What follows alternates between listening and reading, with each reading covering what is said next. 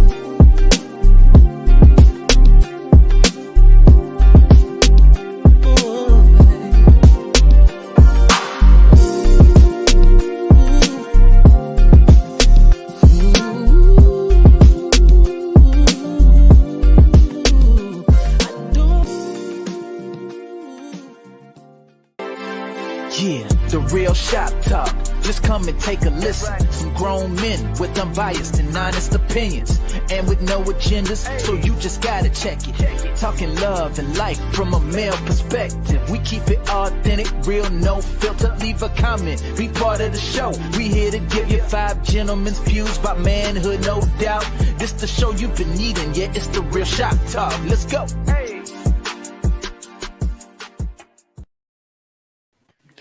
Hey, everybody, we are back. It is the Real Shop Talk every Monday at 8 p.m. Make sure you are here. And tonight's gonna be a good show. We're gonna talk about some things. I got one more gentleman to bring up here real quick. Boom, there he is. Tony Massey's in the house. Make sure you guys, if you have not, especially if this is your first time here, make sure that you subscribe to the YouTube page.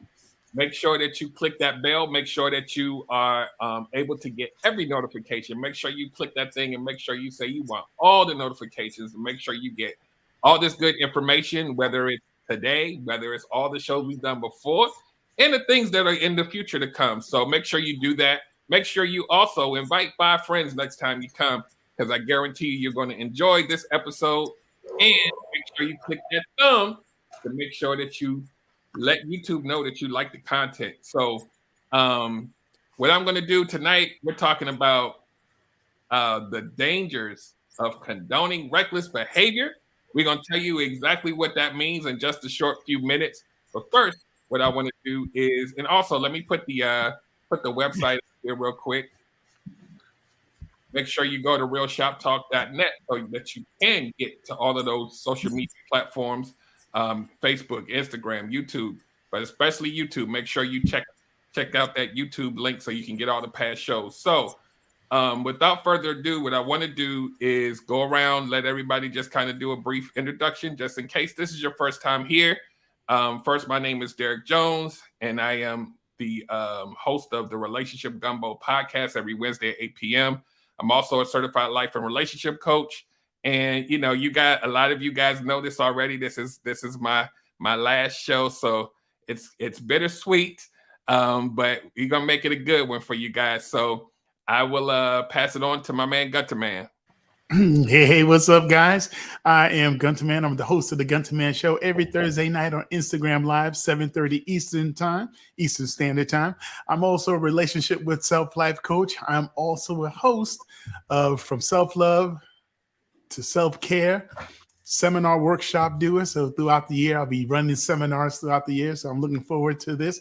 Of course, we're going to miss you, D Jones. We're going to miss you, baby. That's for sure. We're passing it down to Tony Watts.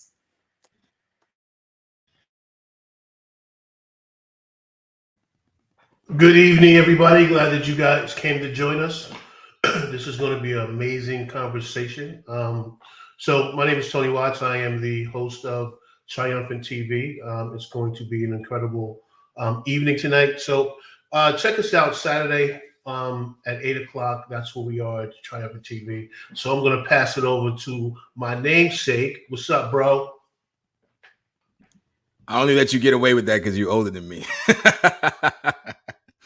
My name is Tony Massey. I'm really excited about tonight's show. And like they said, it is bittersweet because I'm definitely going to miss Derek Jones. But and he's not going far. He's going right down the street to Relationship Gumbo. So he ain't going to be far. And I'm sure he'll bless us with some guest appearances later on down the line. I have no doubt of that whatsoever. Really excited about tonight's show, as I am every single show. So without further ado, let's get it. Professor, it's on you.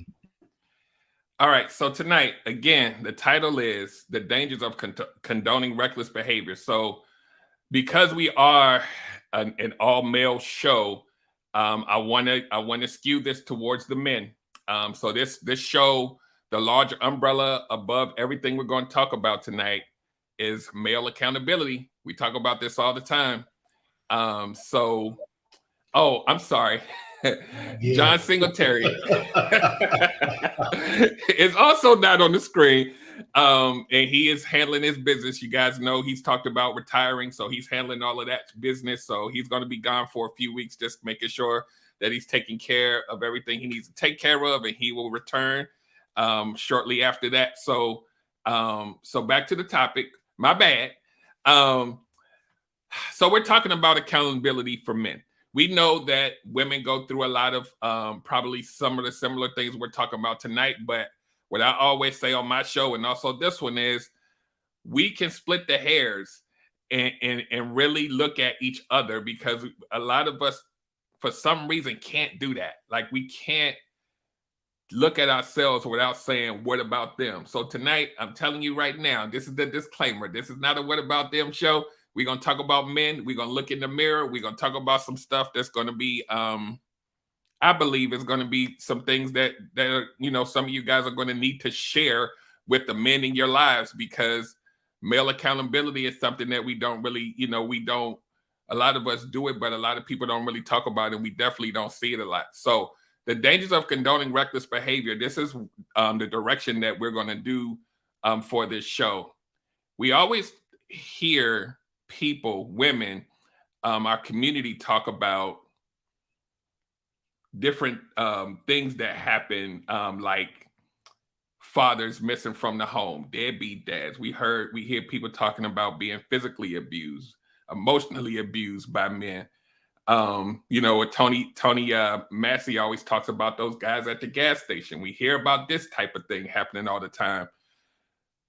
And we can condemn the behavior, but there's a bigger picture. We look at the people who are doing this behavior, but we never really look at their boys, the environment around them, the other men around them that are watching and seeing this behavior, co-signing the behavior because that's their boy or that's their family member. So the first thing that I want to do is, the big reason why we wanted to do this show is because we always here on this show talk about building a community, right? But if we're always pointing the finger at one person or two people or five people, the community doesn't get built until we take accountability as a collective. So I wanted this show to specifically talk about, if we talk about the one piece, now we need to talk about the pieces that support that thing. And then it goes out from there, right? So, so the first question is, to our illustrious panel here is, and every question that I ask tonight, we don't all have to answer it, so kind of popcorn style. Do we as men covet our friendships and our connections and the camaraderie that we have with other men over our own morals? Y'all get that? Oh, we going there tonight. So anybody want to answer that? Like, I mean, it could be an easily yes or no question, but do we look at, right and wrong, and do we forego that because, like, not even just for yourself, but like people that you're around? Do you see this often? It's kind of the question. Like, is this a thing, or are we overanalyzing it? No, it's a thing. It's a thing until you know better. It's absolutely a thing until you know better. You will allow your boy to do some scrupulous things under the guise of, that's my boy, and you let him get away with things as far as if he's got a girl and he's dating another and he's chilling with another chick, you kind of look the other way. If you're out in the club and he's married and he's out being reckless, you kind of look the other way. So at a point, then you grow up, and once you grow up, you adjust. But I guess, at the end of this whole conversation, we want the younger generation to grow up faster so we can stop doing all this nonsense.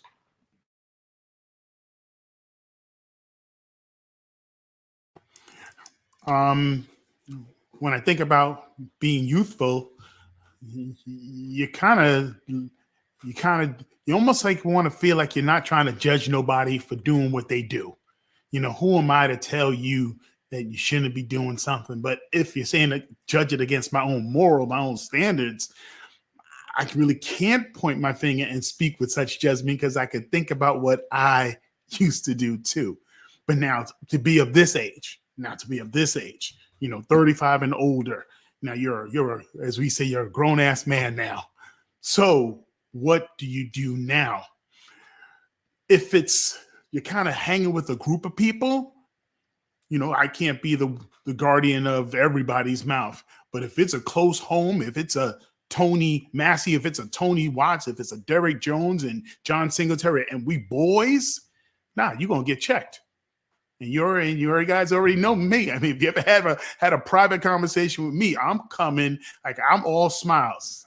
Yeah, but you do something that's off or offended, that smile is gone. And I'm telling you what I'm feeling and what I'm thinking, because I know the long-term ramifications of living immorally.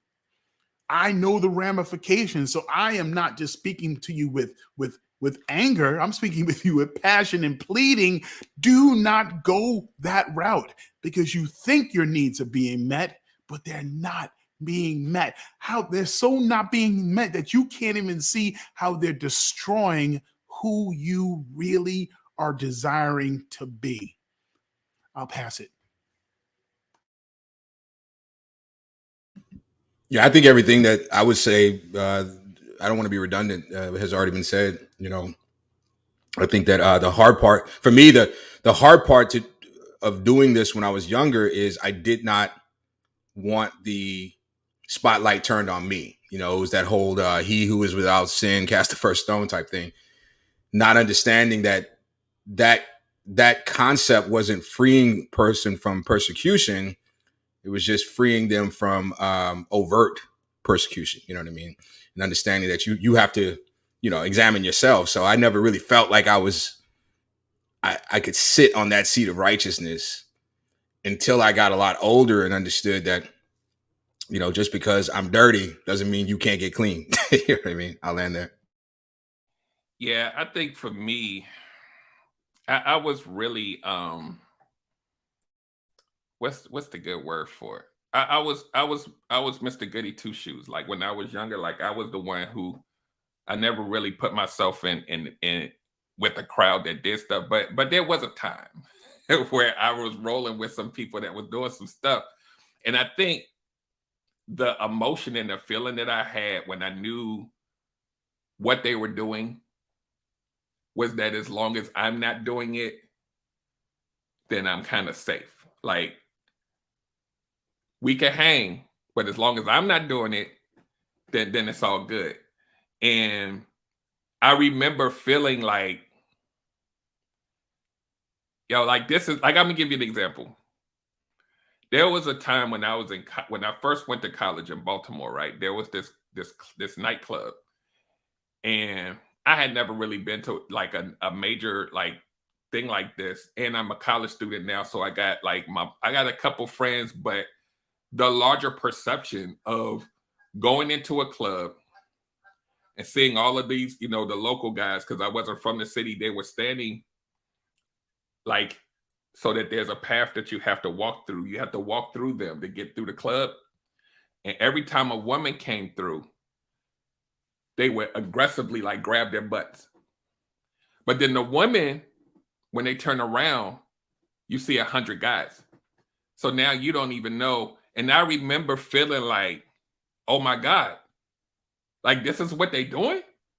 How are they getting away with like, but I could, it's all of these people. I couldn't do anything, but I remember like, like me being in here with them, am I condoning this? Like this is what I was thinking, like this is what, and then, like I said, again, I'm not the moral high horse, but I remember feeling extremely uncomfortable, but also feeling paralyzed to not go against the status quo in the crowd that was there. Like we see these things when the Freakniks and the Black college reunions and all of these different places that people used to go and you would see all of this stuff and you would see the uncomfortability and you just kind of like, I don't know. It's a weird place to be. But then when we look at our inner, our inner crew, when you're young, it's always that guy or those guys that's doing something and you like, I wouldn't do it, but that's my boy. And I think to Tony Watts's point, we have to, like, even though we may have been complacent in the behavior, I think we have to show the generations behind us that we can't keep doing this. As we grow older and we have children, and these children will start to experience or have experienced some of this stuff, it stings a little bit more, right? Like, I have a 13-year-old daughter. And so now there's going to be a guy maybe that may approach her wrong or do something, and he's going to have a crew that thinks that's okay. So I'm going to land there. I know that was a big plane, but go ahead, Tony. You bring up a good point, and I'll be honest, I am not ashamed to admit that I was one of those guys that judged women's reaction and their lack of reaction or response and mislabeled that as they're good with it, because I've seen that gauntlet before, where women have to navigate through this literal gauntlet of men, and they're getting sexually assaulted. And when you see that, and I see the smile on their face, or the not every woman reacts with anger and don't get your hands off. Some women react with laughter, or they try to blow it off. And it wasn't until I got a lot older and started learning trauma responses that is a defense mechanism, because you just went through this very traumatic experience that was very physically violent, and the last thing you want to do is now exacerbate it or make it worse. But from my vantage point, oh, she's cool with it, so why would I chastise these guys for doing something that she's okay with? And so even if we have the conversation, because to your point, it's really hard to get a young man 16, 17, even 20, 25 years old to rise up against every man in the club and say, no, that's not going to happen. I mean, not only is it socially suicide because you become Captain Save-A-Ho and all this other crap, but these guys can then turn on you, and you can't fight everybody in the club. But what you can do is recognize that her response may not be congruent with what she's feeling, right? And so you don't add to that mindset that was okay because she didn't lose her mind and she didn't overreact. It's kind of like the whole thing with the rape victims who wait. Now I understand, after being a sexual assault victim advocate, that wait time sometimes is processing, sometimes it's fear, sometimes it's their own inner voice trying to reconcile, did I do something to cause this? And so even if we can teach our young men about that, then maybe they won't be adding to the noise that she wanted it. She facilitated this. She wore that dress knowing her booty was going to look like that. What were we supposed to do? Not touch her. You know what I mean? So I'll add there. When I think about how I'm now working in schools with these young men,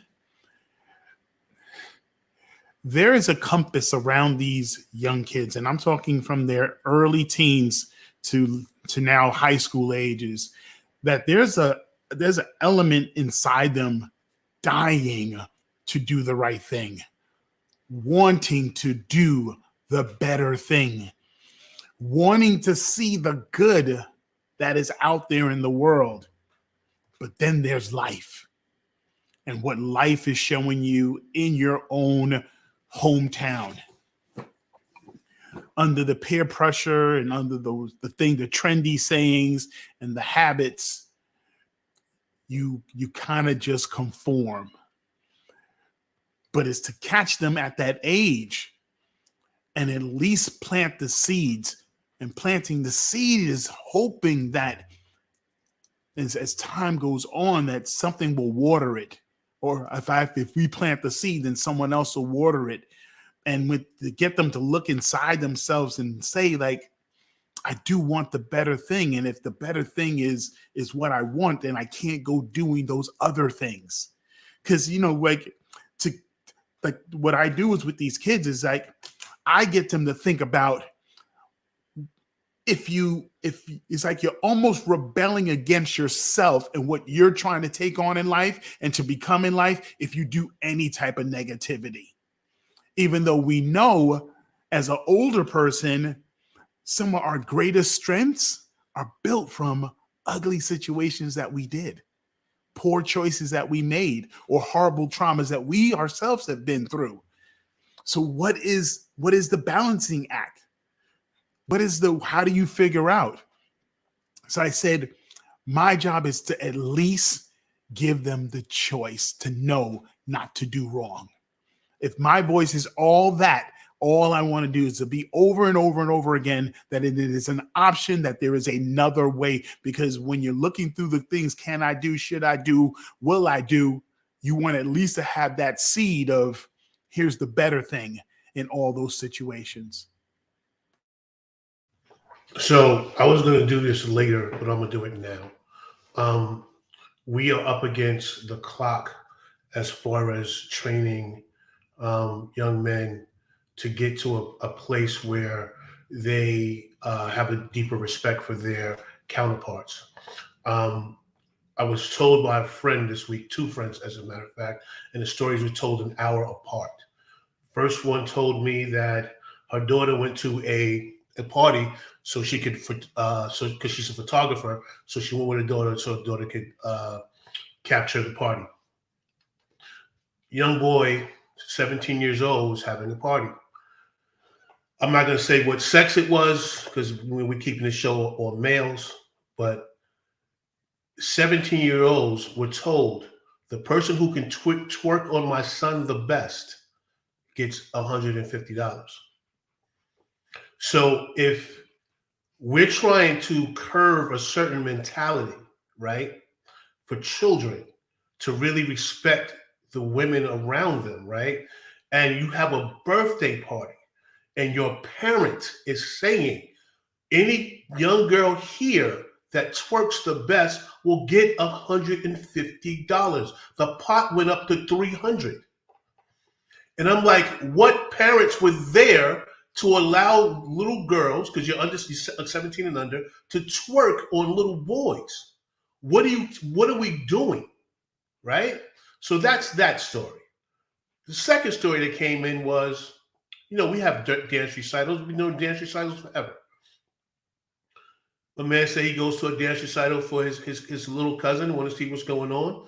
So before his little cousin goes on, a bunch of 5 to 7-year-olds get on. And they are almost twerking and dancing to the most vile songs possible. And he said, everybody looked at me because I got up, looked around at the men and said, "You're staying here for this?" and walked out. And that's being responsible for bad behavior. And I had to bring that up because Derek did what he masterfully does all the time. He makes you come to a conclusion where you have to talk about something that's on your mind. So if that's happening in the world, right? And Rick is out here doing amazing work, talking to somebody. So Rick goes and he talks to a young man in a city, and this young man is feeling empowered. He goes home, right? He feels I'm gonna clean my life up. I'm gonna do what's right. And then he goes to a party where the parents are telling little girls, "Let's twerk." What does he do with that information now? Is it okay? Was Mr. Gunther right? Is he wrong? Because we are up against the clock. I'll land there.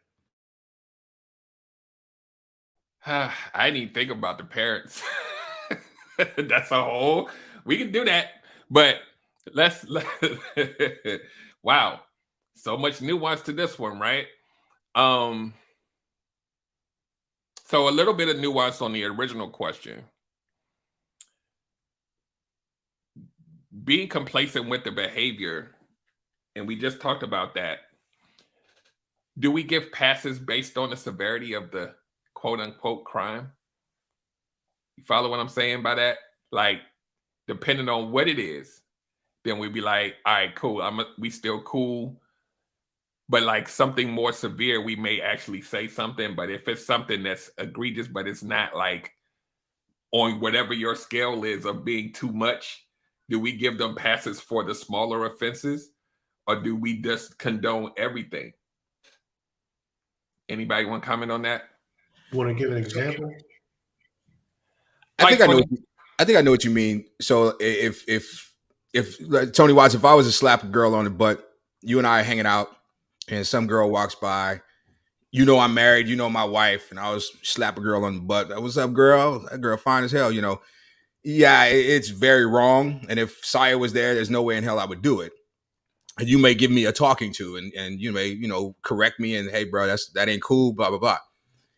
But if later on that night you were to go into the bathroom and I'm in a full-on sexual assault with that same girl, are you able to look past that and still find a way to remain my friend? Is that what you mean, Derek? Yeah. In essence, that's what I mean. Yeah. Like for an example, sometimes to what Tony Massey was saying, we may say, I don't condone the behavior, but then you'll see something like somebody being smacked on the butt and you'd be like, you know what? That ain't really all that bad. And so the person who says, I don't condone bad behavior from my friends, you're now kind of so slowly giving passes because you don't think it's that bad. I know it's a thing, but if anybody wanted to kind of speak to that, because I feel like the way that we're socialized and conditioned, especially in this country, I think most of us have been there. It's unfortunate, but I believe most of us have been there in one way, shape, or form where we have said, yeah, you know what? I'm not gonna go with y'all tonight. I already know what y'all about to do. But then there's a whole bunch of other stuff that is just but it's not as bad as that. So I'm gonna go ahead and just ride with that. So I'll land there. Everybody don't have to necessarily comment, but that's just a thought that I had. I want to comment on this one just because I experienced this, and one of my best friends to this day, his name is Fabian. This is my, down like 4 flat tires. This is my dog.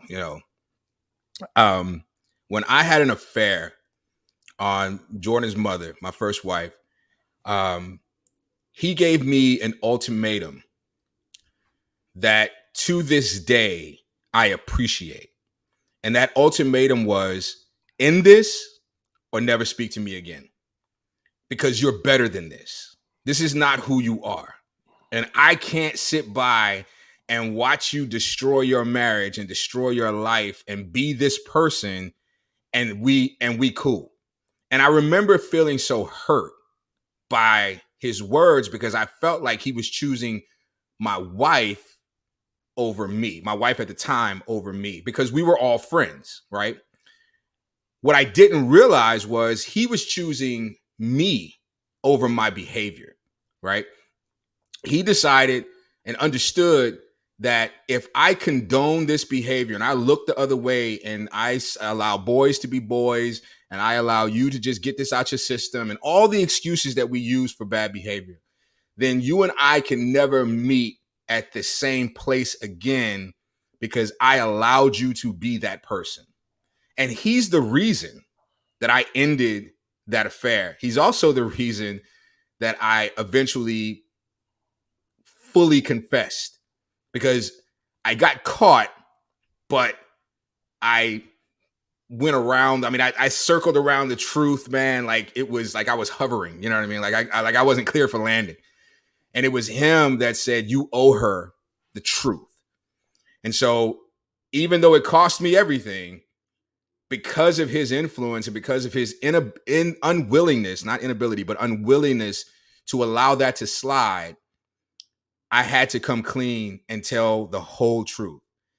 And I appreciate him to this day because when it comes to him and we have a standard in our friendship, a standard that is not that is beyond compromise. And for someone to hold me to that standard at the time, I'm not going to lie, it pissed me off because I felt like, hey, I'm your boy, man. I mean, there should not be anything, especially if I didn't do it to you. There shouldn't be anything that I can't do in front of you or with you or, whatever. You're my ride or die. Well, he made it very clear, I'm not dying on this hill with you. I'll ride with you, but if death is your destination, this is where I get off. And I appreciated that so much. I wish I could honestly look all of you and the people watching this in the face and say, I adopted and adapted that mindset and that behavior, but I didn't. And it took a lot of maturity for him to do that. And to this day, it's one of the reasons that I have so much, I hold him in such high regard because he's uncompromising when it comes to his standard. And he's taught me that if you want to join my circle, there are rules, regulations, and guidelines. And there are no such thing as tiered crimes, right? Because on another time, he sent me home. I was flirting with this girl or whatever, and he was like, bruh, it's time to go home. Man, you gonna send me? I'm a grown ass. It's time to go home. Go home. And he literally kicked me out of a bar and sent me home. Now, this is before I cheated. But still, he held me to the same standard with flirting with a girl and having an affair. For him, there was no difference between the two. This behavior would not be tolerated in my presence or on my watch. And I'm telling you, when you get around people like that, you have no choice but to adjust and, sit up straight. And you know what I mean? They force you into ascension because they won't allow you to descend and be comfortable. You can scrape the bottom of the barrel if you want to, but one, you're not going to do it with me, and two, you're not going to escape my judgment. He was one of those people that, and I'll land here. He hates that saying, "Only God can judge me," because he's told me on more than one occasion, I am very capable of judgment. Not only am I capable of it, I will do it. Because if you're going to be my friend, then you're going to have to meet my standard, right? Because I don't allow everyone to be my friend. This is a tight circle. And entrance into this circle, you have to be honest, you have to be upstanding, you have to be a good person. And if you drop that standard, then I'm dropping you as a friend. And he's my friend to this day. Spot on, spot on, spot on. And I will say this loudly. If you don't have one, please get one. Because I have two. I mean, Sizemore and Sean Heath. We keep each other accountable for our BS. Listen, Tony Watts is a wild boy. I mean, it's not having it. Sean is not having it. You have to adjust. They are one of the reasons why I grew up. They're one of the reasons why I adjusted to understanding, bro, you have to grow up. You have to stop some of this nonsense. Because they would not, we going downtown. Where we going? Blah, blah, blah, blah. I'm not going with you. I'll talk to you tomorrow. I'm not going with you. Because they understood. They kept me to us. Man, listen, Tony, on point, man. If you don't have a friend that stands by you like that, that keeps you accountable, please get you one. Please learn to trust somebody that much that can keep you on that straight and narrow. Like, straight up, Rick Gunther is one of those dudes. We was having a conversation. I was talking some mess. He's like, no, Tone, no. I need you to be here because this is how I feel. And I had to adjust the way I was talking to him to go, whoa, wow, I didn't realize he was feeling that way. It's important, people. It is so important that you have somebody that super loves you enough to hold you accountable for your BS. Because, like Tony said, it might take a little while for you to adjust to that, but you understand that person is such a jewel in your life that you don't mind making a sacrifice to step up to be like that person or to have that person in your life because you know they have your best interest at heart. I'm gonna lay it right there. I know Derek might be wanting to jump off of this to the next one, so please don't let me curb. Okay, good. It goes back to what I was saying when I speak to those school kids. They want to do the right thing. You actually want to do the right thing. So they're not only simply correcting you, they're reminding you about the right that you know you really want to do. You want to live this particular way. I know you do. I know you do. And I understand you just get caught up in whatever you're feeling and whatever you're in the mood for, whatever that stuff. But there's a party that clearly knows if I had a choice of a peaceable life, if I had the choice of a life filled with joy and love and a connection with someone that felt beyond real, I would choose that every single time over that slap butt, over that screwing somebody in the bathroom, over that stuff. Because we all crave connection. We've been designed for connection. and service. So how are you speaking with that same mouth and wanting to serve on one section, but also willing to do all this devilish type things? Your inner you is fighting to live that truth, and you'll always butt heads with that. So it's almost like the people that are in your life, you have to understand that you attracted them into your life. And if they're a part of your life, a part of you wants to be like them. And I just want to make one small point, Derek, real quick. It's not tiered. There's no such thing as a small deviation from the righteousness that we. And again, this is not about perfection. This is, if I steal a candy bar, the same person who would stop me from robbing a bank will stop me from stealing a candy bar, because for them, it's stealing. They don't just say, "Oh, well, that's not a big deal. We'll wait till you do something big," because he understood what I understood now is that this behavior, if not stopped, will continue, and it will snowball until one day the person who robs a bank that's not the first thing that they've stolen. They've progressed to that point. And so when I was flirting in that bar and he sent me home, he knew what I did not know, was that this is being comfortable with this is going to lead to something worse. I just wanted to say that part. Go ahead, Derek.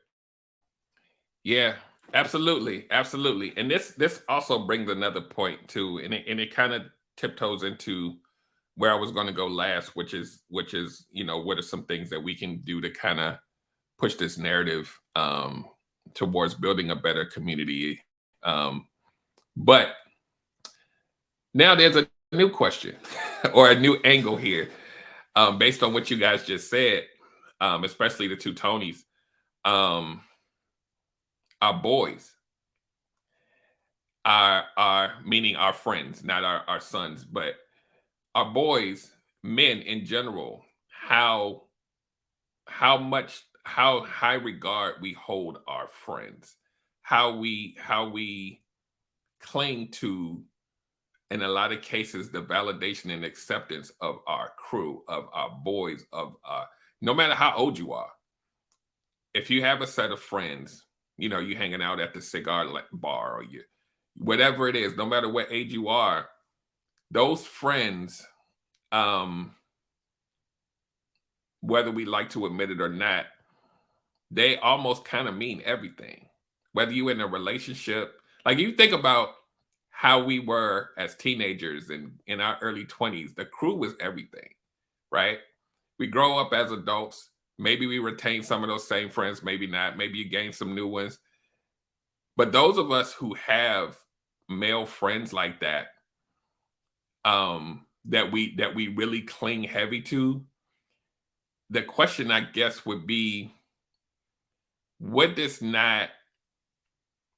So we'll start to segue into solutions, because I think that's kind of sort of where this is going to go. Would that not start to be where you start to implement self accountability and doing stuff for yourself? You push that to the side. The behavior exists now. The crew that surrounds you, if that crew collectively said what Tony Massey's friend did and what Tony Watts's friends are saying to him, do you guys think that would be enough for that person to? And Tony Massey talked about his own personal story, but now we're talking about the bigger picture. Do you think that as each individual member of that crew starts to shut down the behavior, does that then make that person who is all about his boys start to think, maybe I need to slow down or stop? Do you think that would be enough to kind of elicit some change? Because as long as the approval is there, the behavior is probably never going to change. So any thoughts on that? Well, if I'm hearing you correctly, I have to go back to what all our parents said. Show me your friends, and I'll show you who you are. Because if you have real friends, right, and they're putting the pressure on you to act a certain way, you could walk away. You could walk away. But like Rick was saying, in your heart of hearts, you know that they're getting you to go into this path because they love and care about you. It's not. This is not hate. They're not hating on you because you got 18 women. They're not hating on you. They understand your pattern is a problem, and they want you to correct that pattern. So I would say those who are aware, right, of has learned being aware of themselves and being aware of the truth that surrounds them, the true friends that surround them, I think they will change. Then you have the other side, the people who will say, well, you're just trying to stop me from having fun. You're hating on me, da, da, da, da. They haven't really found the core of themselves yet. So I think that like all things, relationships and all of that, you can't change, right, until you realize change needs to happen. You can't push forward through something until you realize this. Wow, I've been doing this for that long. I'm really messing up. Like, why am I like this? And so some self-examinations begins to happen, and then you can go, okay, they are right. Let me move forward. If you don't get to that place, then those people who will really love and trust you will become annoyances to you. You will stop hanging out with them, and you will blame them with the BS that, oh, they hated on me. They didn't want, they were mad because I had all the chicks. I got the nice car, I got the jewelry, I got this, I got that. And they were mad at that, not understanding it wasn't none of that. They celebrated the stuff that you had. It was your behavior that was a problem. So until you get to that space, and unfortunately, we all get to that space sooner or later. You either get to that space when you're old, very, very old, and all your friends are gone, and then you realize the friends that you with are not really your friends. So I'm gonna land right there. Yeah, I definitely think it will change you. Like, my mother used to tell me all the time, assimilation through association. Your friends will change you before you change them. If you're the lone voice of reasoning, then you need to find other voices, right? If you're in a group and that group has a standard and you're not meeting that standard, then you will be pushed out if you don't change. You will be, extricated because you're messing with the harmony and of the group. It's no longer a harmonious space. It's like if you hang out with cigar smokers and you don't smoke cigars and they're constantly getting together at the cigar shop, then eventually you're going to lose interest because you can't hang out with them. You know what I mean? And so what's interesting about the question is, once you get pushed out because your standard doesn't meet the standard of the group, then what ends up happening is you'll attract people like you. And then you have to face you. And that's when it becomes really uncomfortable, because I think even in my most dirtiest days, I still held myself in a certain higher regard than most people, right? Yeah, I cheated, but that dude is a serial cheater. Yeah, I did this, but that dude, you know what I mean? And what I didn't understand is when you start hanging out with people who, condone your behavior, it's because their behavior is just as bad.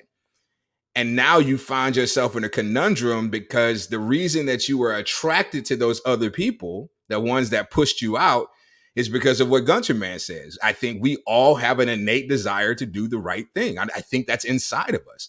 And I think the people who don't have that either have mental health issues, or unhealed trauma, or whatever. But I don't think we come into the world evil. You know what I mean? I know the Bible says, we come in, we need to be saved and everything like that. But I don't think that we come into the world with malice, right? I think things happen to us and we develop malice. We start to stop caring. We start to, stop feeling. And then that's where that behavior comes from. And then we start getting around people who are in just as traumatic, who have just as traumatic childhoods as you have. Then that behavior becomes condoned and the whole nine. But if you come into a really good situation or just a decent one and you have decent friends, there's a reason those people were your friends. And if they're no longer condoning your behavior and they push you out, now you're in the belly of the beast. Now you're not an outlier. You're one of many.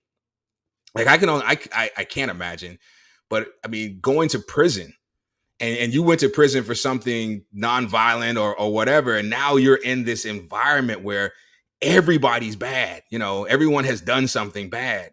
And so now you have to try to assimilate in that environment, and you realize I don't want to be here because, you know, this is a much worse situation. So I think eventually people will change. It just takes a lot of pressure. It takes accountability, and it takes steadfastness. And this is, you know, one of the parenting lessons that I got from my mother was, don't make idle threats, because idle threats communicate, I'm not gonna do what I said I'm gonna do. And that creates fear. It also justifies behavior, because if I tell you, you do this and you're grounded, or you do this, I'm gonna spank you, I got to stand on my word, because I'm teaching my child that you can count on me. If I say it, it's gonna happen. Whether it's I'm gonna buy you a bike for Christmas, or I'm gonna whoop your behind when we get home. Either one, you can trust that it is going to manifest because I said it. Well, it's the same thing when dealing with, you know, the behavior of your friends. You can't say, hey, bro, we can't do this. Or if you do this, we can't hang no more. And then next thing you know, you're like, you know, let's go see the game.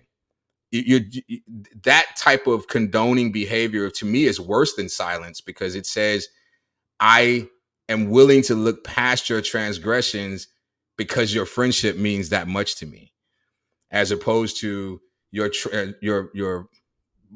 my friendship. Our friendship means the world to me, but not enough for me to allow you and sit here and watch you sell your soul, or, you know, go down this path. But I think it's a very long process, man.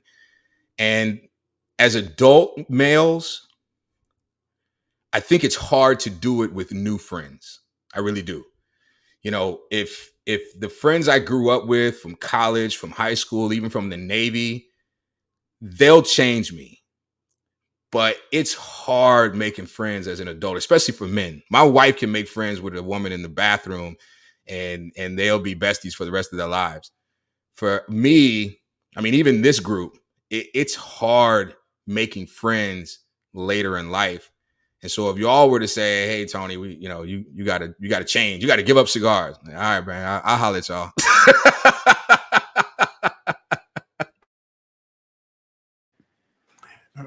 Once again, when you think about these situations and we use the word change, it's really never changes. What's the problem? We're always in a constant state of change.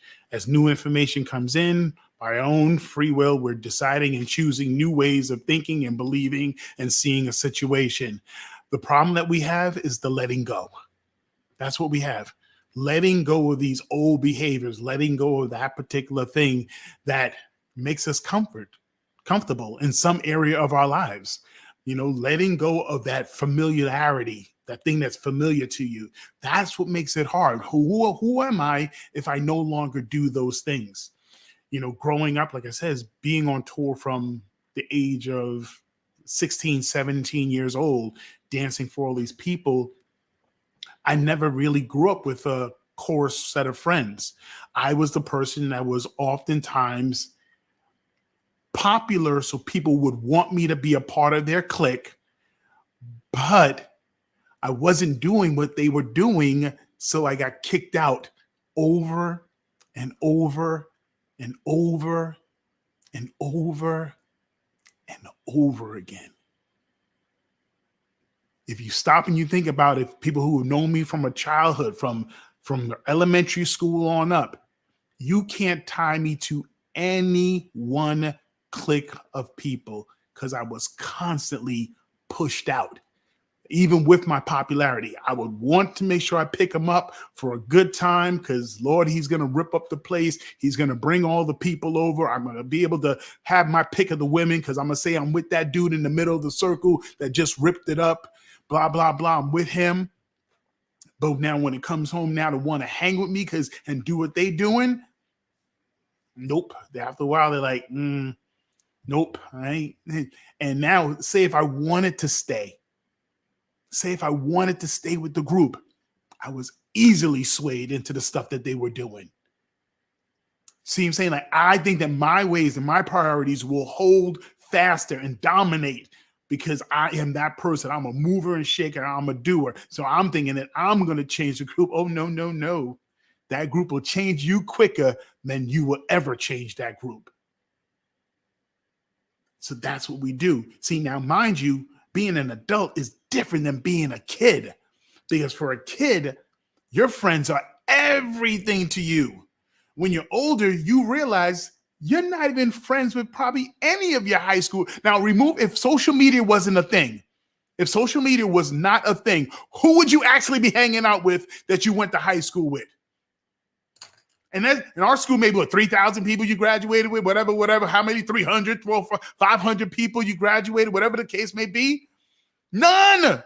If social media wasn't a thing, probably people only know me because of social media, because I wasn't around. I didn't go to my prom. So that's all I'm saying is that even being a loner, you're going to either conform to the group because you ain't changing the group, or you're going to get kicked out. Because even with my group now, my boy, where I go out partying and I go to carnival and stuff, I never did what they did. So when I actually brought a girlfriend around, my friends were like, "What? I've never seen you with a girlfriend, Rick. Where's this? What is this thing?" Because all the years I've been hanging out with them, they're running and doing whatever they're doing.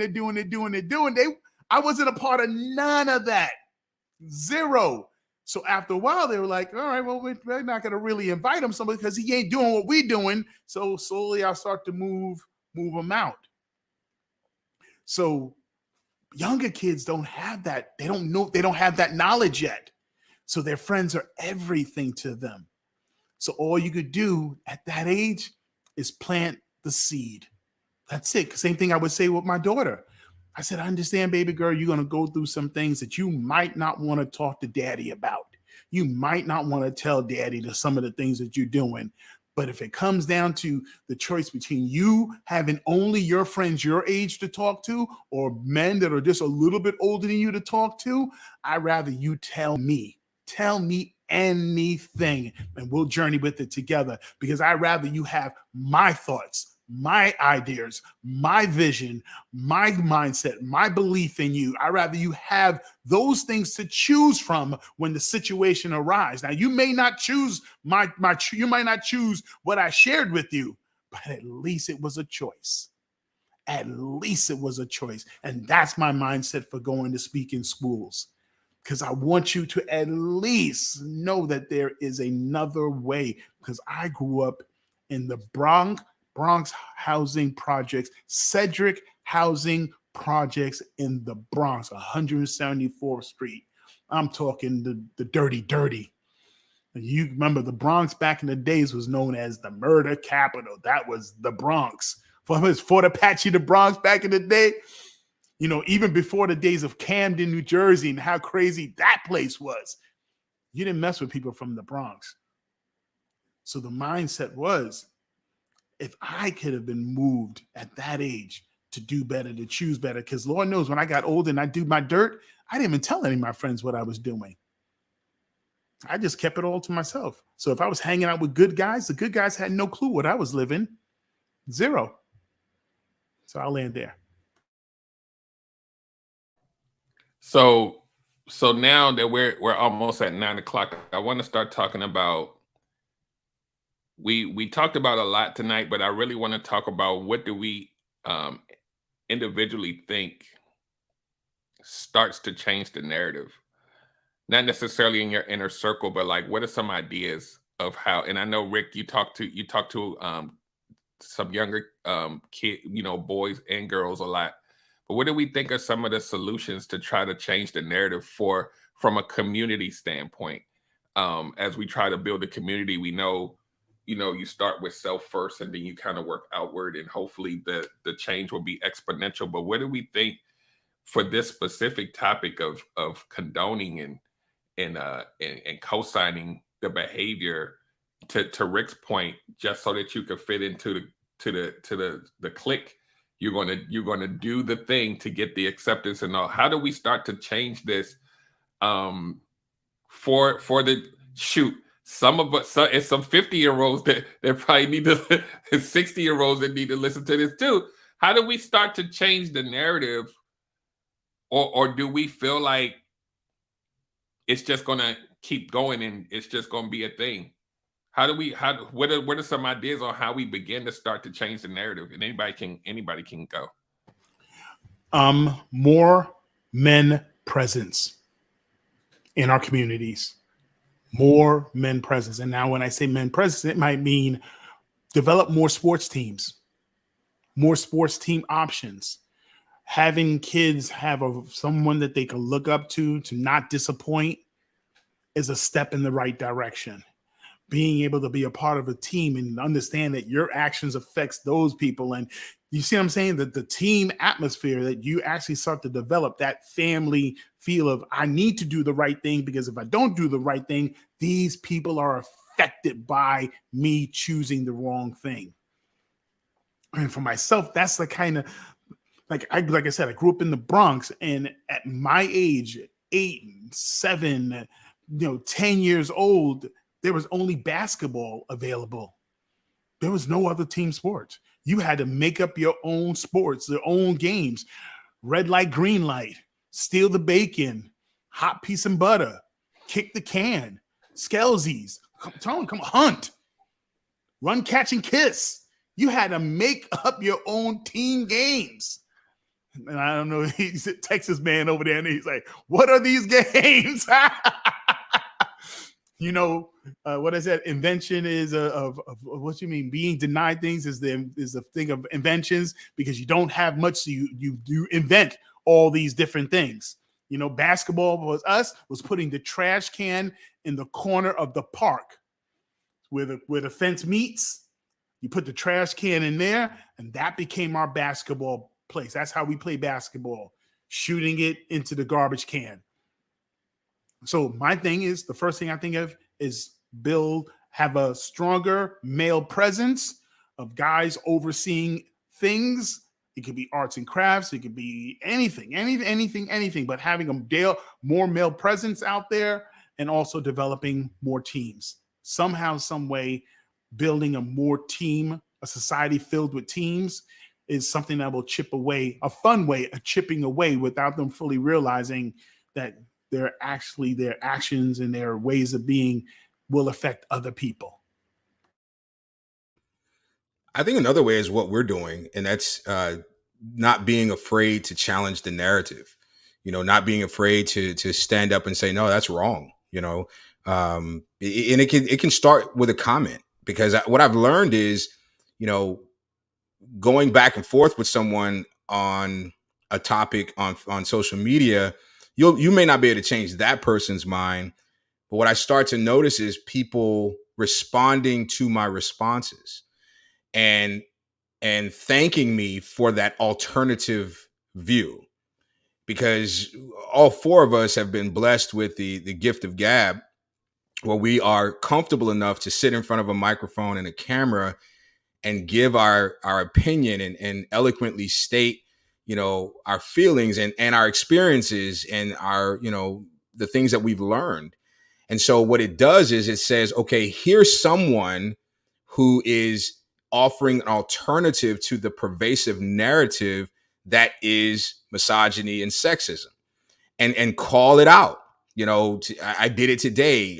Kevin Samuels or somebody posted a video of him talking about having the courage to tell women no, and tell them to shut the French toast up, which of course he uses French toast for the expletive.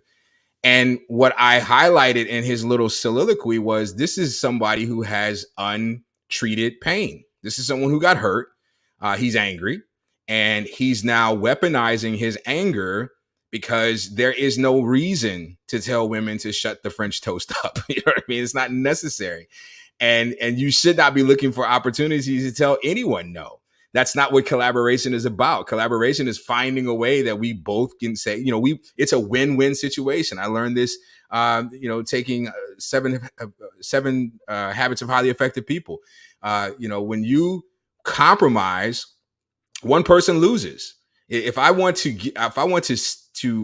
something and you want something, and one of us have to give up what we want, one of us are going to be unhappy. That is compromise. That's not a good solution. It means someone wins, someone loses. But if you collaborate and find a way for there to be a win-win, then that's better. And lose-lose is not a good outcome. If I say, okay, well, fine, I won't do it and you won't do it. Okay, we both lose. That's not a good outcome either. Win-win is the ultimate outcome. But if you're starting the conversation with when is the last time you had the opportunity to say no, then you already are in a negative space.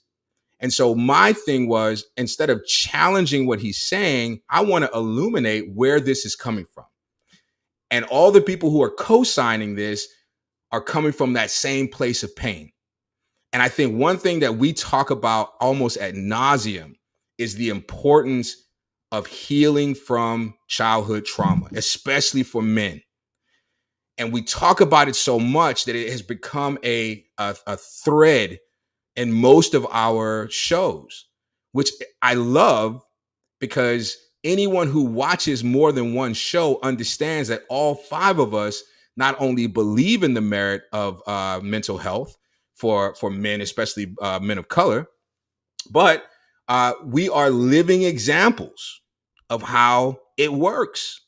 And we're not better people or better men. You know what I mean? We're better than we were, but we're not better than anybody else. But we're not judging ourselves, we're not comparing ourselves to other men. And this is why we don't use terms like high value, because we understand that the intrinsic value in each one of us is very subjective. Alicia would not consider me a high value man because I ain't her man. And Saya bet not consider any of y'all a high value man because that's my woman, right? But we do have value to the community, because outside of our philanthropic and community support things, just coming together as five grown men and challenging the narrative and poking holes in the lies and revealing and illuminating the truth behind it all, even if one young man hears this and goes, that makes sense, then we've done our part. And so to answer your question, where do we start? We start with the truth about ourselves. We start with that standard. When I went to the barbershop, and I'll land here. I just went to the barbershop, and we were talking about sports. And then somehow we got into the conversation about women. And one of the guys in there got pretty explicit, right? And normally that kind of stuff doesn't bother me. I mean, I'm a former sailor. I don't really wince at things like that. But there was a young boy, probably about 8 or 9, in the barbershop. And he was one of those young boys whose mother dropped him off. Probably, I don't know if she was a single mother or not. I don't want to put that on her. But she dropped him off. She had a conversation with the barber. She left. And I'm guessing she's going to come back and pick him up after his haircut. And this is not me patting myself on the back, but this is to answer your question. I said to the guy, hey, bro, no disrespect to you, but there's a little one here, man. Let's clean it up for him, right? Oh yeah, you're right. You right, big dog. You're right. And so just shifting his focus. Now he could have handled that he could have been like, man, F you and blah blah blah. He got to learn. He could have done a number of things. I was happy, especially since my barber is in Compton. I was happy that he decided to take the high road. But just that little intervention to me is enough to now the barbershop has a standard. Everyone has to elevate the conversation, or at least speak in code, so that these young impressionable ears are, one, not hearing it, and two, we're not normalizing it. We're not making it okay. It always bothered me that the barbershop was considered a safe place for misogyny, for sexism, for exploitation. It's not. Because especially when you have young ears in there who don't really understand where they fit in the world with women. And so they're getting a lesson. And Tony Watts, you touched on this. You have people like Rick out there who is motivating you to be your best self, and then you go get a haircut, and there's 10 people that look like Rick who are saying exactly the opposite. And now you have to figure out who's right and who's wrong.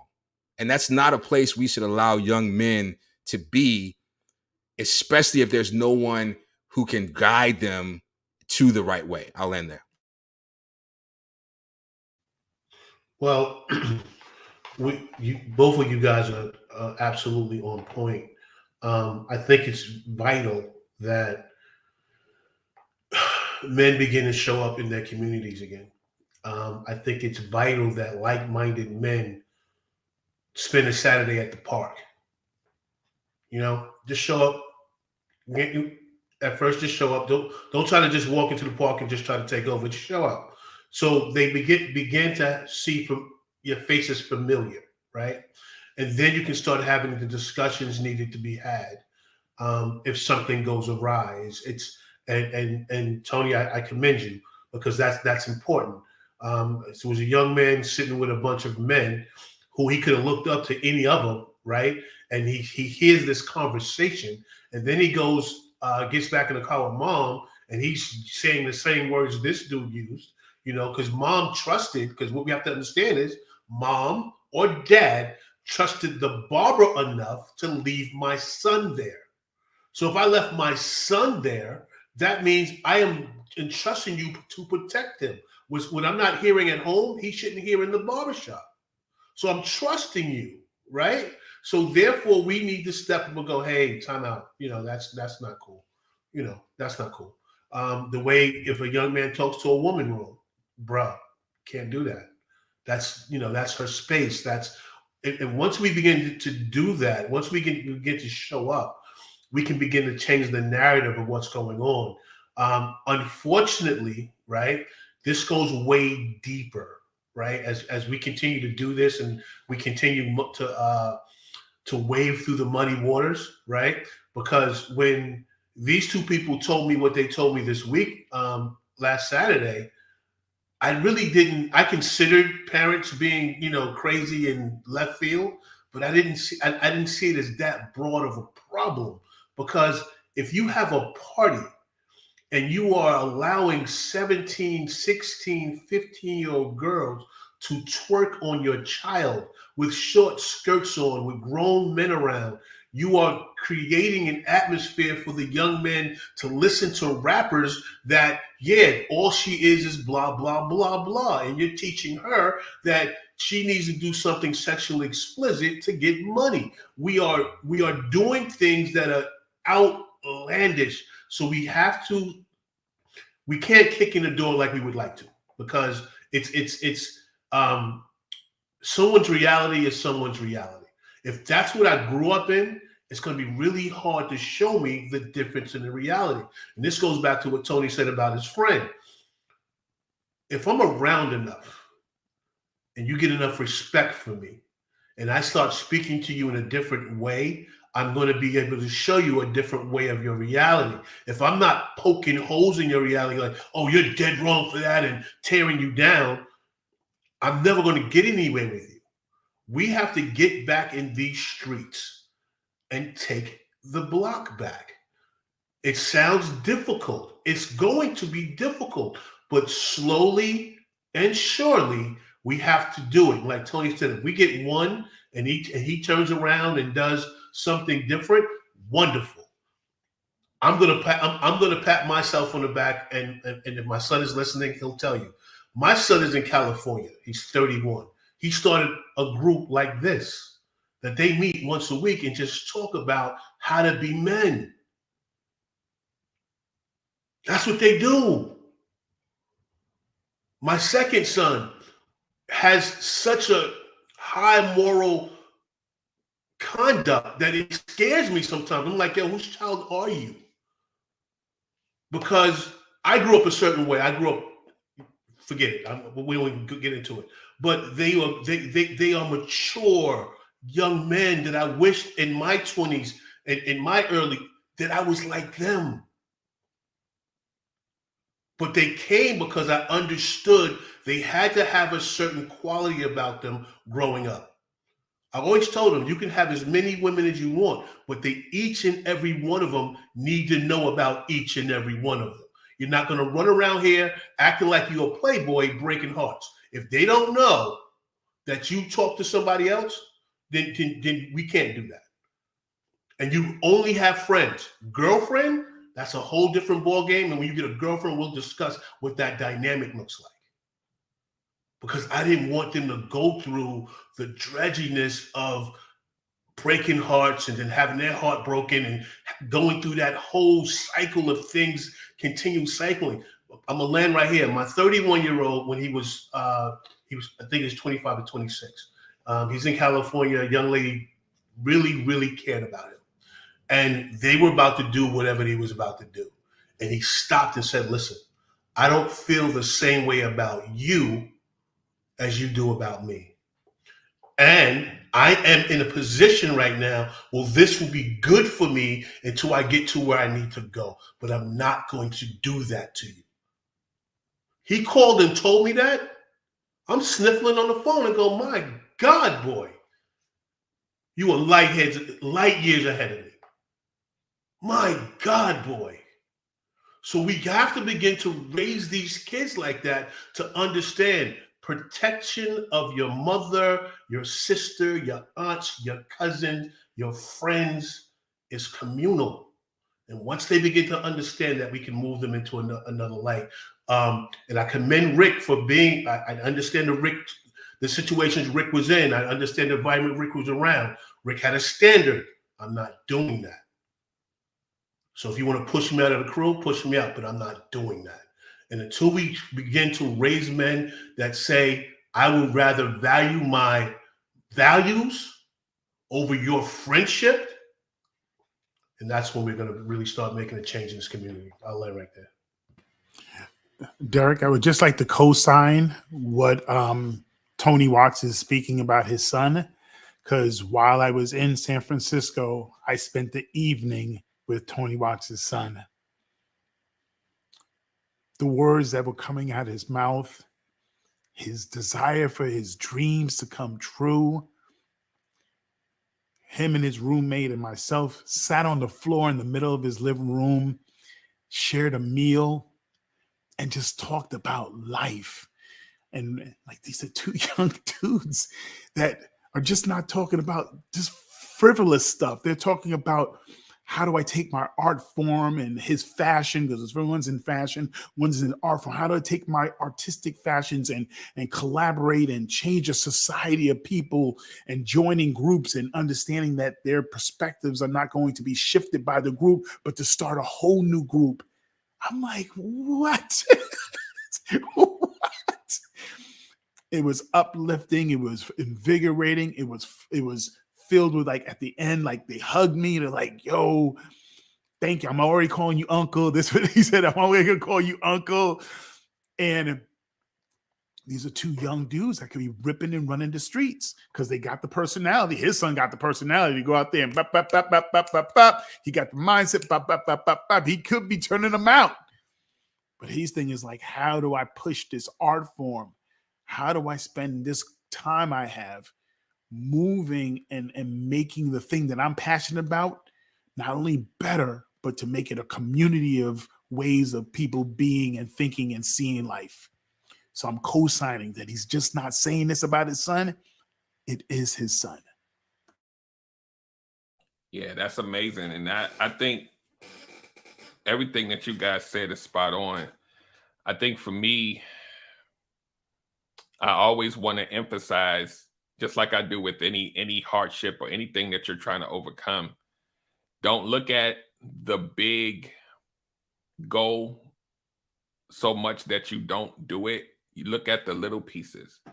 Look at your brother. Look at your best friend. Look at maybe your classmates. You start there. And then if they buy into this thinking, this behavior, this change, then they then start to affect their family members, their other people that they're in, concert with. And that's how the community starts to change, along with everything that everyone here has said, having a male presence in the community. If you catch that one, then that 1 becomes 2, that 2 becomes 5. Now, if another impressionable young person sees 5, then they become number 6. And then that person goes home and says, I'm going to start moving this way. And so the other aspect of this too is, especially when we're talking about men and some of the things that we do that involve women, is to let some of these people understand the consequences of the behavior. There's consequences for how we treat these women. Dire, traumatic, lifelong consequences that become the things that we complain about when we're out here trying to date them. Right? We're call her crazy. Oh my God, why is she afraid to do this? But we never ask, where did it come from? And then when they start to tell the story, those men that they cite, those dudes they was talking about at the gas station that made them fearful to go get gas, the this and the that, those men that they're talking about have a crew. There's always a person or persons that look the other way and just let it happen. And the outcomes, they grow. Again, we're splitting hairs tonight because I don't want nobody to say, oh, it happened. We understand it happens to everyone, but those consequences stay with people. And there are dire outcomes that come from that affect the community. These people now have to become somebody's parent. And then the cycle continues and nobody's saying anything. And, you know, I've been guilty of not really giving a damn as long as I got what I wanted. And I knew there was something off, right? We know when something ain't right and we still we go in. But there's an origin story there that most cases is somebody that looks like me that damaged them. And we have to really instill that in the youth to say, not only is the behavior wrong, but look, this is what happens. This is the outcome of what you're doing. These women are afraid to even walk on the same side of the street as you because of all of these other men that a collective was saying, go ahead and get that, man. Go ahead, man. Smack her on the butt, man. Go ahead and do that. See what happens. So this topic is important to me as I sit here as a father of a teenager. I have no clue what she's going to encounter, but I have to prepare her for that. And I'm preparing her to be mindful and watch not just the world, but more deeply somebody that looks like her dad. That's crazy. And so we really have to focus on, to everybody's point, being that presence. And you don't have to be Martin Luther King Jr. Just be you and affect your home first, right? It's not like we look at depression and all these other things. Oh my gosh, I've been depressed and I don't know how to fix it. You got to start small and work your way. It's the same concept of how you attack any goal. Start small. Start with like I said, inside your home. I know I'm, but this is, y'all can see it's a lot, man. Like, and I see it a lot more now because I'm a relationship coach and I talk to a lot of women and you see the outcomes of all of this stuff. And it's traumatic and it's broken and I don't trust men. I don't know. I want to be somebody's wife, but it's scary. And I'm like, yo, these, they talk about, the treatment and the narcissist and the this and the that and whatever you want to call it. And I'm like, yo, that narcissist, he went maybe to a parent's house where the parents thought it was cool. He went and hung out with his boys and they knew he was treating you like crap. And they went out and got a beer together. And I'm like, oh, nobody's saying anything. And that woman then leaves that relationship and she's damaged. And we know most of us don't go to get help. So it's just spreading. It's bigger than we could ever imagine. And I think when you actually put the gravity of this in front of someone and say, wow, like I didn't know that type of chick that I'm laughing at over there, that's the result of some of the stuff that I'm doing. Nah, hold on, man. I didn't know that. So that's where my mind goes. So I'll land there. And if anybody wanna, say any final thoughts about the topic, and then we'll start wrapping up. Yeah, first I want to just shout out John in the comments, making me giggle. But you're right. This behavior has been extremely traumatic throughout generations, and it's time for healing. And I just want to say that this is. It appears to be a very hard task, but I think if you stay true to who you are, and like Derek said, you affect the people around you, right? You talk to those people first because you can't go out to community until you heal your home, right? You have to heal home first. That's the first thing you have to do. You have to heal home first, and then you can allow this thing to spread out to where it needs to spread out to, because it would be disingenuous for me to go out and talk to people, right? If my house is messed up, if my son is walking around slapping girls on the butt, cursing out teachers, cursing out elders, and all of that stuff, and I'm trying to tell these other kids that you got to be nice. It doesn't work. It's not real. And what Rick said is very, very important. Is that every kid that I know that tries to play that hard role, deep down inside, they want someone to guide them. They want someone to guide them. A lot of these kids join gangs because they want someone to guide them. They need community. And we have turned them over to the streets because we're afraid. I have to say that. We're afraid. We're afraid to go and get them. That's the difference between us and the older generation. They weren't afraid to go get them. They'd walk up into the crack house and pull you out. They'd walk up to on the strip where you was with the homeboys and pull them out. Real quick story. I've told this story before. I was 18 years old with my bad boys, and we were walking from the store. My mother said something to me, and I said something back to her, smart like, and my mother slapped me up from the corner to the middle of the block that was my house at 18, turned around when we got to the house and said, you won't see him for a month. I was 18. We don't have that type of community love for each other anymore. And that's what we have to get back, because these kids need guidance. And I just have to figure out a way through all of this is, how do I reach the parents who think it's okay for little girls to twerk?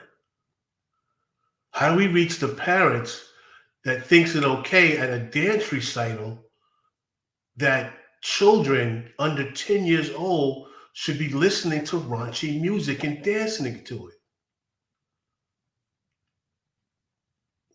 We can say all we want to is that the European did this, the European did that. Let's stop and look at what we're doing. Not what they did. Let's stop and look at what we're doing. And we have to let them know that the behavior is not right. I'll land there because I'll talk about this all night. I'll land there.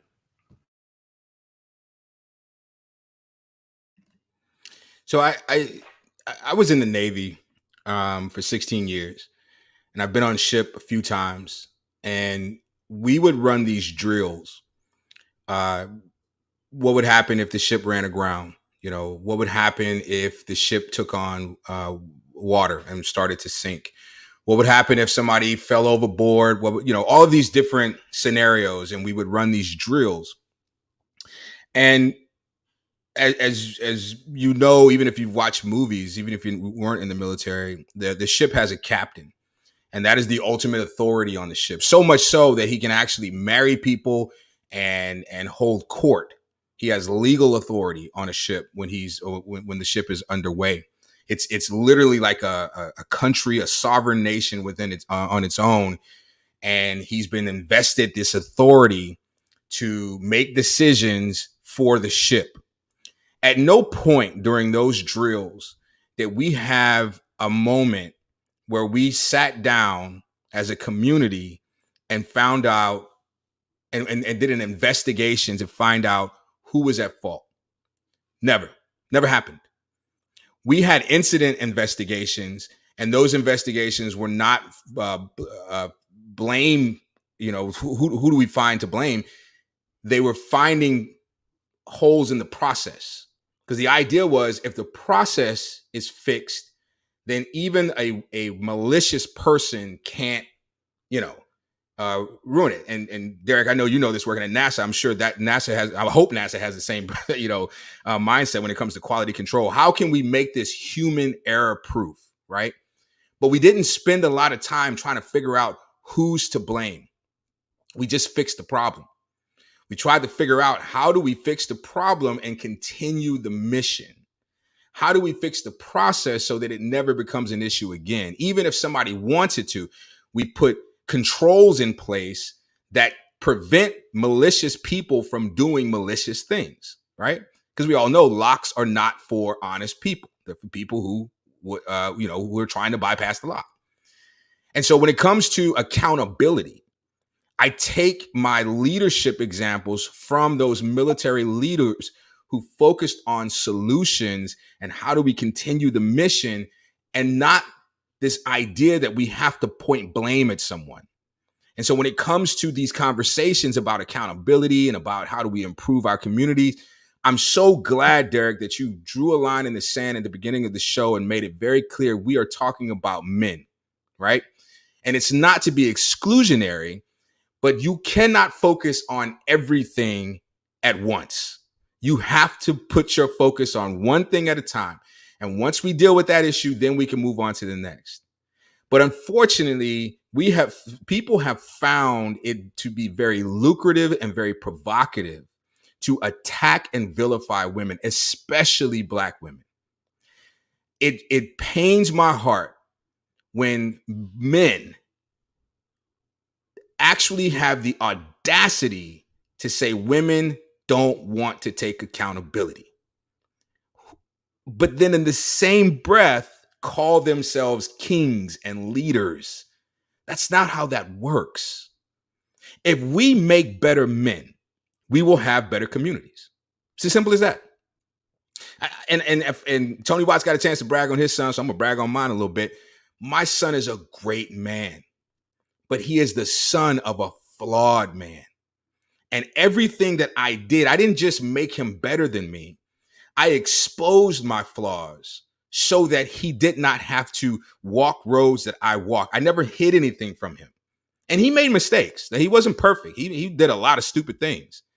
But now he's found himself in a place where he's a better man than me. And I say this to him. I tell him all the time, you are the man I wish that I could have been. Hell, I wish I could be now. I mean, just last Sunday, he preached a sermon and I'm online yelling amen at the computer, and he's just a good guy, just a good, solid man with a moral compass, and he'll argue it until he's blue in the face because he believes deeply in the idea of being a good man, because he knows what happens when you stray. He knows firsthand how families can be destroyed when you don't do the right thing. But that's what accountability looks like. I could have blamed his mother. I could have blamed all kinds of women. But instead I said, no, son, this is on me. And I want you to be better than me. So I don't want you to not do what I did. I want you to understand what happens if you do. Here are the consequences. I'm going to lay them bare in front of you.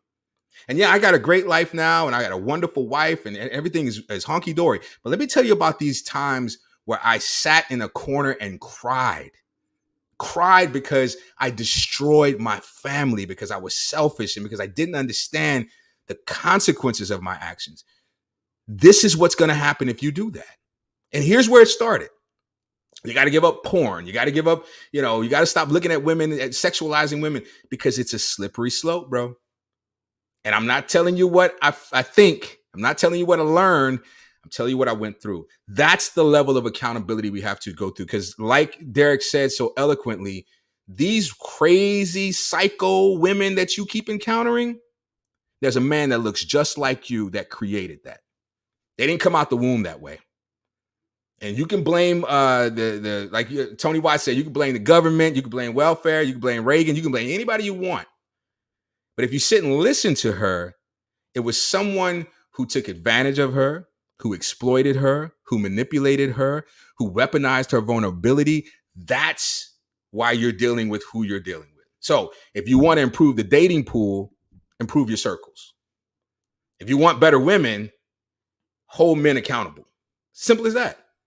But if you are actively engaging in the exploitation or misogyny or sexism or whatever, but yet you're complaining about women, you, sir, are the problem.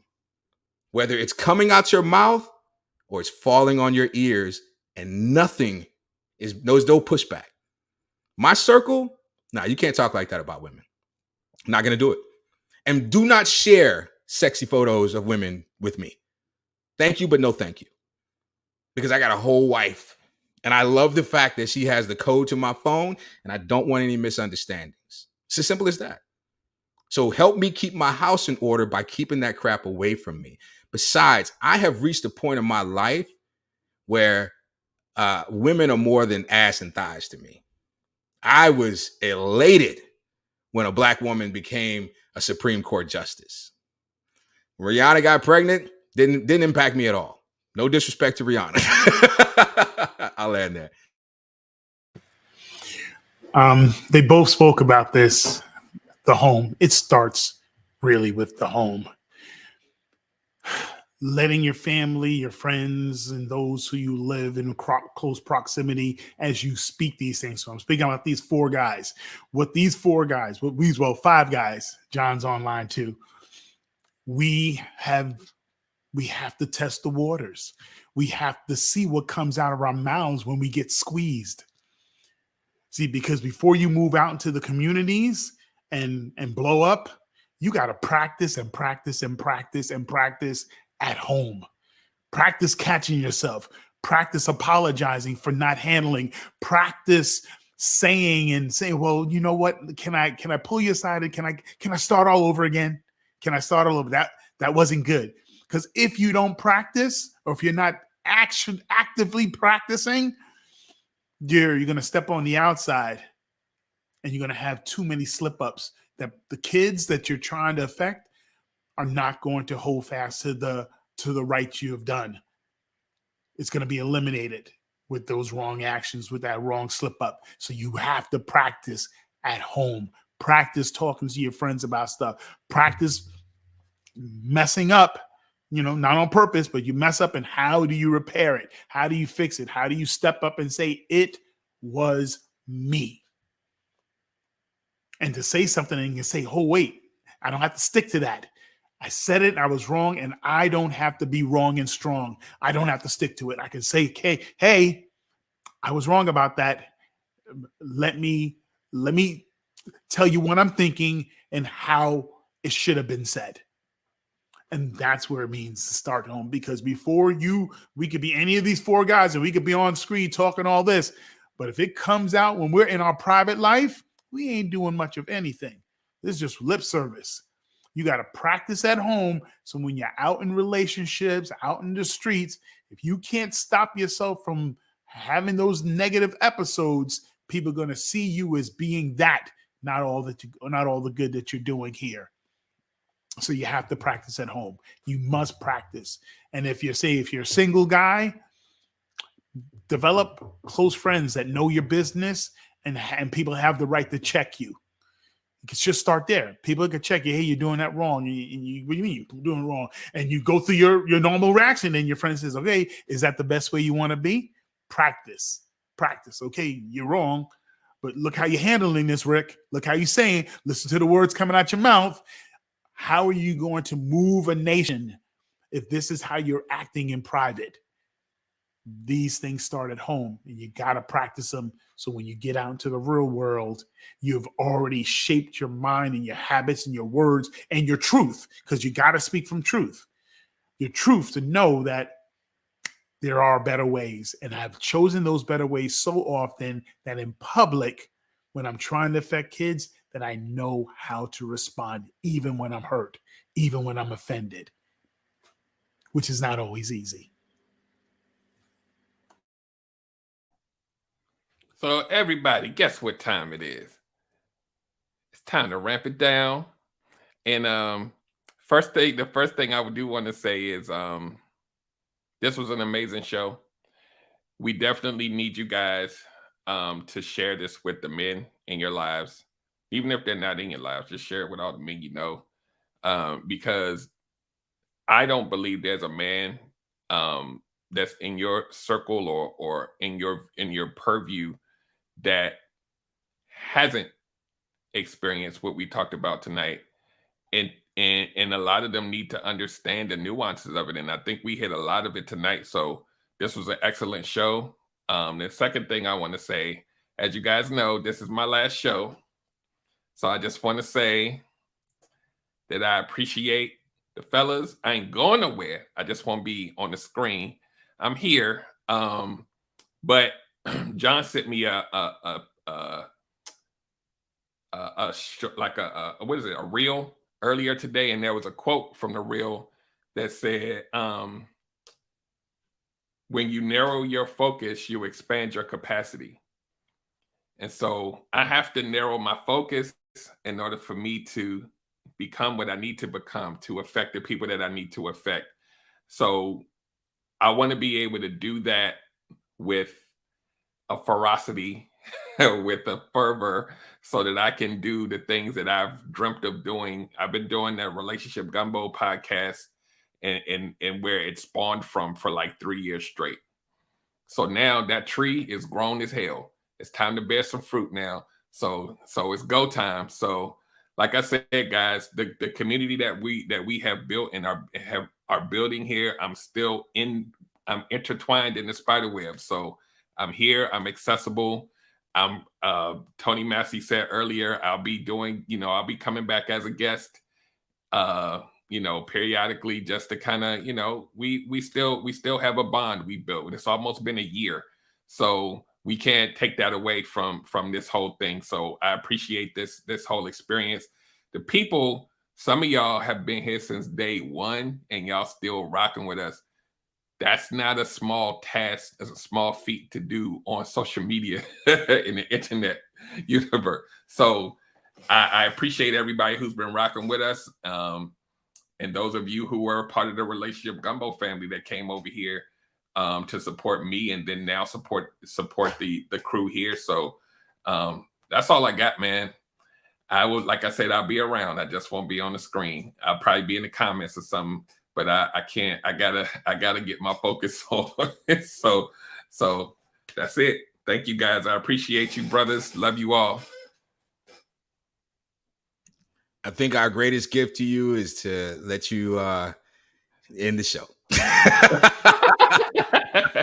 So you get to land your last plane right here on Real Stop Talk and shut it down from here, bro.